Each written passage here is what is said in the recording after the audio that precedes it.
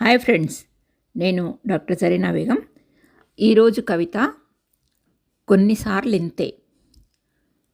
కొంతమంది ఒకచోట కలిసి ఉన్నంత మాత్రాన వాళ్ళవి మనవి అభిప్రాయాలు ఒకటిగా ఉండవు. కానీ కలిసే ఉంటాం, కొనసాగుతూనే ఉంటుంది జీవితం. ఇన్నాళ్ళు కలిసి ఉన్నాం కదా అంటే అంత మాత్రాన మన ఇష్టాలు ఒకేలా ఉండాలని అనుకోవడం పొరపాటు కదా. ఓకే, ఈ కవిత వినండి. ఇంకొంచెం నా ఈ మా భావాలను వివరిస్తాను. కవిత పేరు కొన్నిసార్లు ఇంతే. ఎంతో కాలం కలిసి ఉన్న, రోజు ఒకరినొకరు చూసుకుంటున్నా భావాలు కలవనప్పుడు బాంధవ్యం ఏర్పడదు.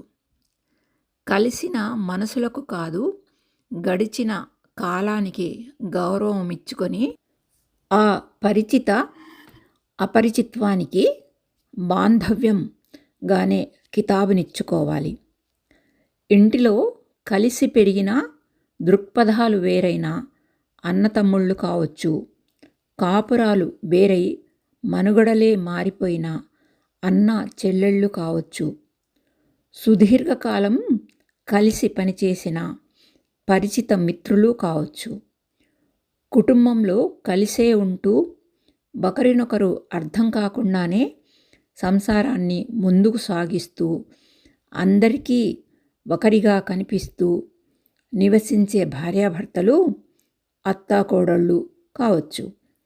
ఎవరి విస్తృతిలో వారు పరిమితమై కలిసి సాగించిన కాలానికే సమాజ ప్రామాణికత్వాన్ని కలిగిస్తూ, ఎవరి ఒంటరి పరిధిలో వారి అసలు అభిరుచుల జీవనాన్ని కొనసాగిస్తూ, బంధుత్వాలు, జంటలు, స్నేహాలు కేవలం బావి వరుసలకే పరిమితమైపోయి ఒక్కటైపోయే భావుకతలోకి కొంతమందివి కొన్ని సంబంధాలు కొన్నిసార్లు ఇమడవు అంతే.